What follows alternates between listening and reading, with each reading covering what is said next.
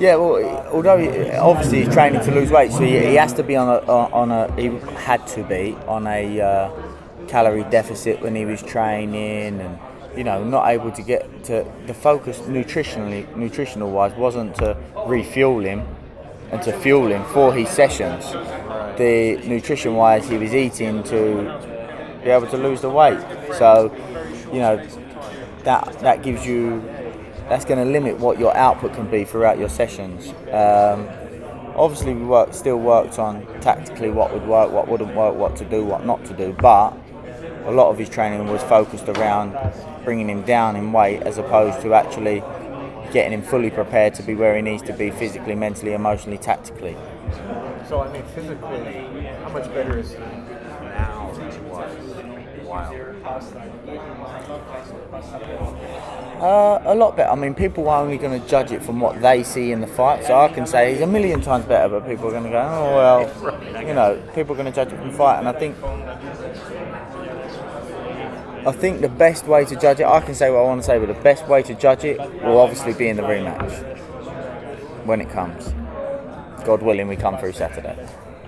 At this stage of Tyson's career, this is his second fight here in Vegas. What do you feel like is driving him right now at this point in his career, given everything he's accomplished? What's his biggest motivating factor? The biggest motivating factor is what Tyson's bred to do, what his background is. He's forced to win. He has to win. He will win by any means necessary, and he will push himself further than any other man I've ever met in my life to make sure that happens. Because that's what's bred in him, to win. And it's my job to make sure that, everybody wants to win on the night. Everybody turns up on a night and wants to win, but who wants to win for 12 to 14 weeks before the fight the most? Who wants to push themselves day in, day out? Everybody wants to win on the night, but you've got to want to win for 12, 14 weeks, day in, day out, willing to push yourself. You've got to listen, you've got to take on advice, you've got to trust people, It's a tough job, a very, very tough job. But Tyson has that. Tyson enjoys his training. Like I say, when people say to me, what's the secret? If there is a secret, it's that we've got the right balance between enjoying training and effective training. And when it comes on the night, his will outweighs his skill. But lucky enough, he's got a hell of a skill set as well. What type of things do you do to make sure training is enjoyable? It's just the way that my system, my philosophy, the way I've developed, the personal connection that we've got, and the understanding that we've got with each other, So it's just, it works. I know you've obviously got your own job and fight to focus on tomorrow, but in 2 months, Deontay Wilder's coming here to fight Luis Ortiz in what could be a difficult fight. I'm just wondering what your opinion is of the rematch, and are you concerned at all that maybe he'll get knocked off and the rematch won't happen? Listen, I've got to give credit to Deontay Wilder because, he fought Ortiz, he signed up to fight Tyson, took a massive risk. He signed up to fight Tyson again, taking a massive risk, and he's taken a risk before in boxing Ortiz. So I've got to give him credit where credit's due. I think that he would have learned a lot from the last fight with Ortiz. I think that it would be tough for Ortiz to have improved from the last fight physically. Another hard fight, another hard training camp at his age. It's not exactly ideal, but Ortiz is a very good fighter as well. So be interesting to see. And that's what I'm saying. Listen, they've both, in principle, agreed to fight, but they've both got fights to get through first. So it's a long way off because, as I said before, Andy Ruiz going into the Anthony Joshua fight wasn't looked at. It was like, he's boxing Andy Ruiz. A step-in, that's what he was, a step-in. I'm not saying that's what he is, but that's what he was, a step-in. He was looked at as a step-in anyway. And you know what happened, so don't overlook anything or anybody in the heavyweight division. If they both do win their fights and they move forward with their rematch, how do you expect it to be different for Tyson? Maybe not easy is not the right word, but better for him being that he's been more active and he's had a lot more fights now going into the second fight than the first one. Yeah, he's a lot more refreshed now, Tyson. I'm not going to lie. Obviously, the weight loss took his toll, and during the fight, I had that in my mind. I didn't know. I wanted rounds, when he boxed PNS, I wanted him to do the rounds so that I could see how he was going to do the rounds. Going into the Wilder fight, it was another step up, obviously, a massive step up. And I didn't know he was going to do the rounds at elite level at that moment in time. So I had to be very wary and very economical with a game plan for that fight. But I think that the rematch, God willing, both come through their next test. I think the rematch will be different, mainly due to Tyson's tank and freshness going into that fight. And a lot of people seem to agree with you that your man can make better adjustments and be even better than the first fight. But do you think Deontay, has good athletic ability? Do you see anything he can do better in a second fight? Yeah, of course there's things he can do better, and I'm sure that he'll be working on it. He's got a good team. Jay Diaz, Mark Breland, and those they're good coaches and a good team. They've done a fantastic job with Deontay Wilder. And I'm sure he's fully motivated to want to improve. I know in the back of his mind, naturally he's going to have in the back of his mind, no matter what he says, in the back of his mind he'll be thinking, there is potential for me to get made to look silly in this rematch. And he'll use that as fuel to make sure that he does look to improve and focus on where he can improve. So I know there'll be a better version of Deontay Wilder that was in the first fight, but I also know there'll be a better version of Tyson Fury as well. Because it sounds like from what you were saying that you could let him really loose now. The problem is with Deontay Wilder, you can't be reckless because he could knock this hotel down with the right shot.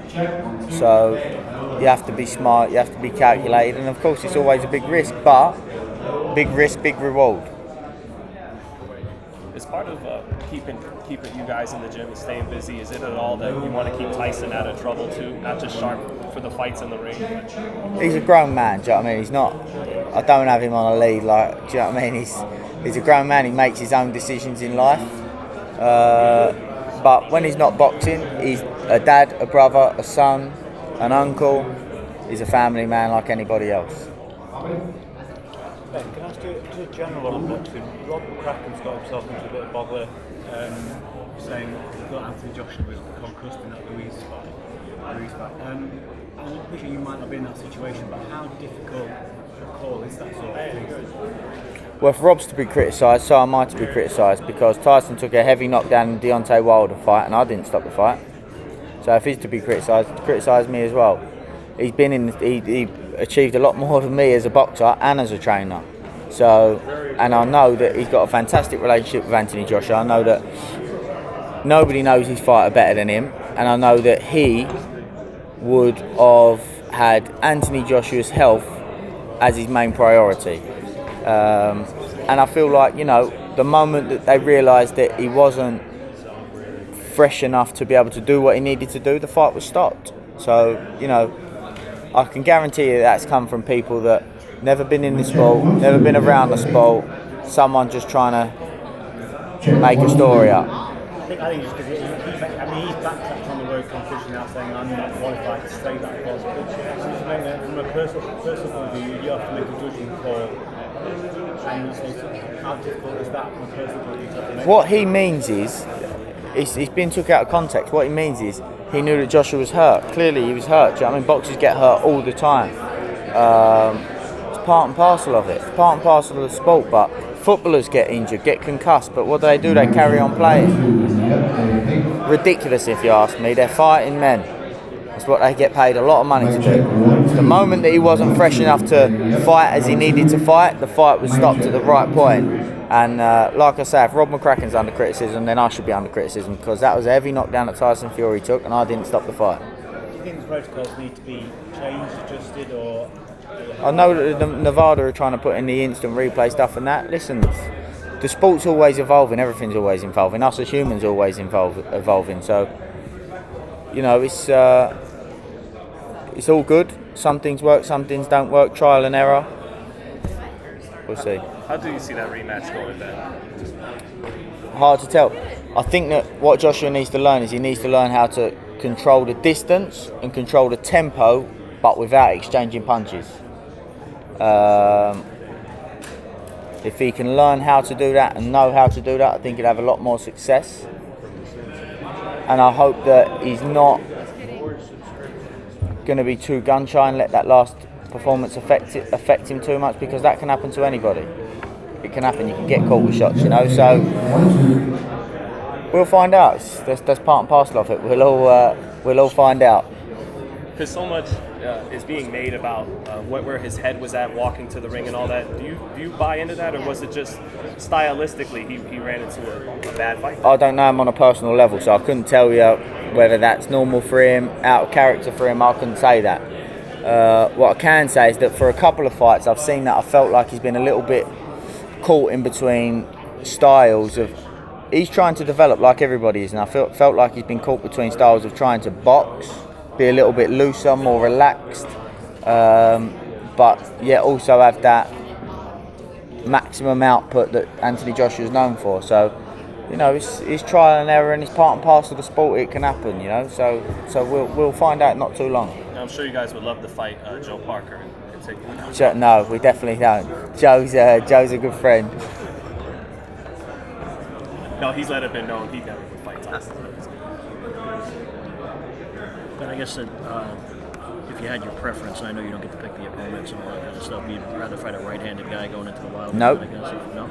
Doesn't matter? No, and I do have a big part to say in the opponents, and I like the idea of a southpaw because it's going to ask questions of Tyson. It's going to make Tyson think, because if you're not smart boxing a southpaw, you can have your line of jab taken off you very, very quickly and very easily. So you have to think, you have to be smart, you have to set things up, he's going to have to try things, and I want, ideally, Otto to ask questions to Tyson. Okay, it might not be fantastic for the public. The public want to see him go through somebody like a hot knife through butter, but in ideal preparation for Deontay Wilder, I want him to be made to think, have to think, set things up, not have it too easy, because Deontay Wilder's a lot better boxer than what people give him credit for, and you have to think about your work, and you have to be smart about your work, and when you're boxing a 6'6" southpaw with good boxing pedigree and good fundamentals, that's what you have to do. You think, like you were saying before, Wilder can make improvements going into the fight. You think he takes that to heart, that people call him Windmill Wilder and all kinds of stuff like that? I mean, it bothers him? When he's heavyweight champion of the world, earning a truckload of money, he's probably not too bothered about what people say now, to be honest with you. Ben, you mentioned that Nevada's looking at instant replay. How much of a game changer is that for you, or just does it matter at all? I don't know. What was the circumstance the other day? Oh, sorry, it was Charlie Edwards, the WBC flyweight or super flyweight world title fight. You know, there was a situation there back in England that maybe that could have been in play, and maybe would have helped that situation. So it's trial and error. You know, I don't know the ins and outs about it. It's probably better to ask somebody from the Nevada Commission that question, but it's definitely interesting, that's for sure.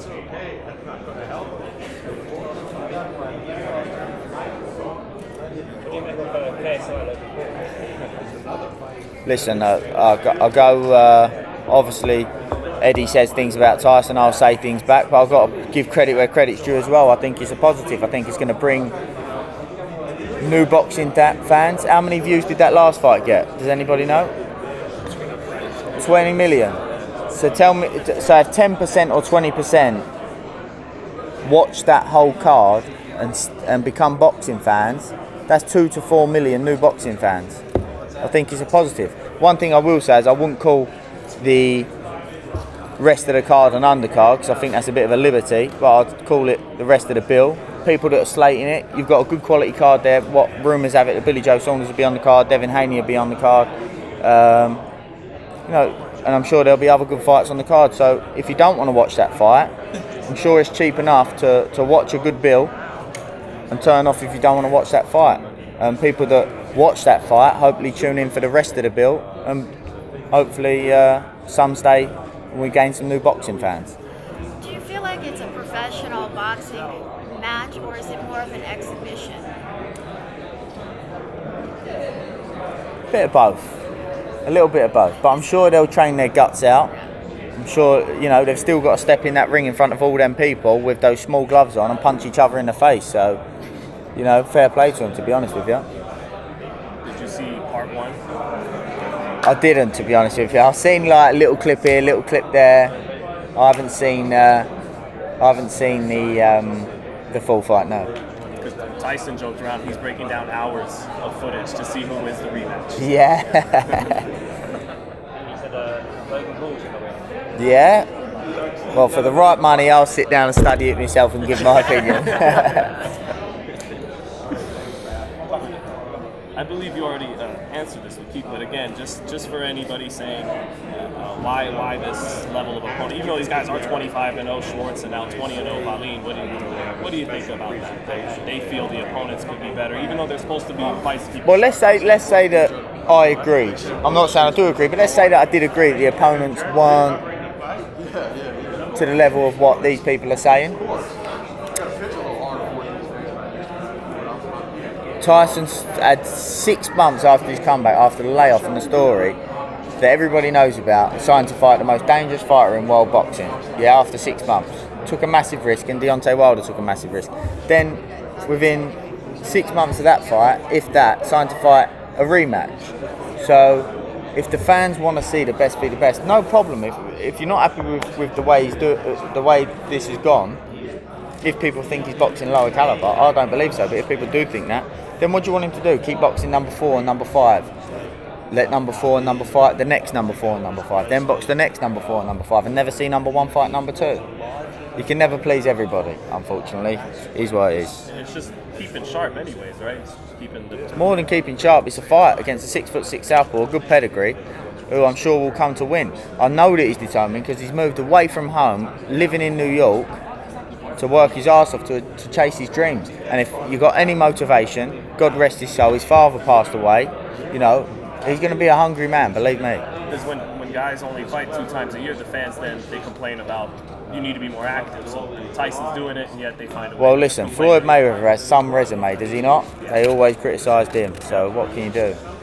You sometimes still find yourself saying, how the hell did Tyson get up in the 12th round of that fight? Yeah, I do, yeah, sometimes. But he never fails to surprise me, that's the truth. To be honest, I remember the shot landing. I remember thinking, when somebody gets knocked down, even a heavy knockdown, some part of the body is moving. They're rolling over, their head's moving, the foot's twitching, the hand's moving. I remember him being still, nothing moving, and I was thinking, I'm not going to say the word, but let's say blip. And I ended up in a bit of a commotion with the commission. I remember turning around and seeing him get up, and I was like, what is going on here? And he was just like, shoo. But I said before the fight that he's a freak of nature, and that's exactly what he is.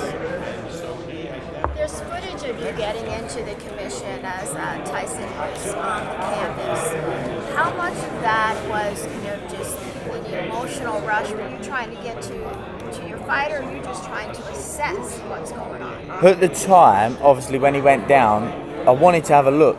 I needed to have a look. Nobody knows Tyson better than me. So I got up to have a look and assess the situation, I know that Deontay Wilder is a formidable finisher, and my fighter's health is my main priority. So I wanted to have a look, and the commission pulled me back, and obviously I wanted to assess the situation. So there was a problem with the commission over that, but we got round it. So take me to the moment when he gets up. What's the next thought for you? I'm thinking to myself, do I need to stop this fight? Because I knew that Deontay was a formidable finisher. So I'm thinking, do I need to stop this fight? Do I need to tell this commissioner to tell the ref to stop the fight? But I was also thinking, how long is that going to take? I knew that Tyson needed to buy some valuable seconds. And then, as I'm telling him to hold, he decides to put his hands behind his back and fire some punches back. And I'm thinking, but like I said, he's a freak of nature. And he actually rocked Wilder. He did, yeah. He rocked Wilder back, and that was, that was very, very important. He needed to pull something out the bag. And like I said, I'll criticise where I feel criticism is needed, but I'll also give credit where credit is needed. Going into that last round, Deontay Wilder was told, you need to find something, and he found it. That's a special human being to be able to do that. And at that moment when Tyson needed to find a shot to buy himself some valuable seconds, he found a shot. And that they are two special men, that's for sure. When all that chaos was going on when he first goes down, were you able to find out how much time was there? Did you see the clock or anything quickly? Because there's so much happening. How long was left in the round? Yeah. I didn't, but I knew, when you do this job day in, day out, I can give you 3 minutes within probably 10 seconds. So I knew I knew roughly. General idea. Yeah, I knew roughly. I knew that there was plenty of time left in the round. I knew Wilder was a formidable finisher, like I say. So, like I say, he's a freak of nature, Tyson, and both men, although they'll give each other a bit of stick and that, they'll always forever share a special bond for sharing such a special fight in the history of boxing. And that fight goes further than boxing. What Tyson did in that 12th round goes further than boxing, because his story, where he come from, what he managed to overcome, the risk that he took, and the way he handled himself after the fight, and the way he spoke after the fight, and how he been so outspoken about mental health. He's changed a lot of people's lives, and lots of people that he never even met or never will meet. So like I say, they're both of them are special characters, and they'll forever share that. You know, as soon as we get to the rematch, will there be a question Wilder's line about he got up from a shot that nobody else has gotten up from? There will be those. Listen, if I, let's say I was in charge of the whole situation, I was drawing a story out, and I could have said, right, if I was on Deontay Wilder's team and I could have picked when to land not one but two clean shots, I would have dropped that in the 12th round with plenty of time left to finish the job if need be. You couldn't have picked a better time for him to land those shots, and he still couldn't get the job done. He's going to be thinking that, and he's also going to be thinking there's a big chance, and a big chance that he could be made to look silly in that rematch. He knows that, he's fully aware of that, but that'll work as motivation for him. Tyson's fully aware that Deontay Wilder is the most dangerous man in world boxing, and you know that's why they're earning a shit truckload of money, like I said, because they've took a risk on fighting each other twice. God willing, both come through their fights, as I said. Then, this last one for me, where did you really begin to get that great boxing IQ that you have? That's just an opinion about whether it's great or not. Some would say he has no idea what he's talking about and just makes it up. Were you just a fan at first, or did you train yourself? Yeah, trained boxer as an amateur. I spent a lot. I got into coaching very young. Went through training qualifications, nutritional qualifications. I was lucky enough to spend a lot around a British boxing legend trainer in Jimmy Tibbs, and learned a hell of a lot there. Also through other areas, there was a football coach. His name was Colin Reed, and the way he broke down football and the sport and simplified it was something that I took into coaching and took into boxing. I learned a hell of a lot from that and from him. So from lots of different areas, took little bits from this, little bits from that, and I still forever do, you know, because the moment that you think you know it all and can't improve, forget about it. And that's as a fighter, as a coach, or anything. If you're motivated about doing something, you always want to improve. I'm sure you guys, reporters, might say, do you know what, I like that question, but I'm going to adapt it and I might add that in. Or I like the way this is done, or I like the way that is done. And you always want to get better if you're motivated. And I'm very, very motivated, that's for sure.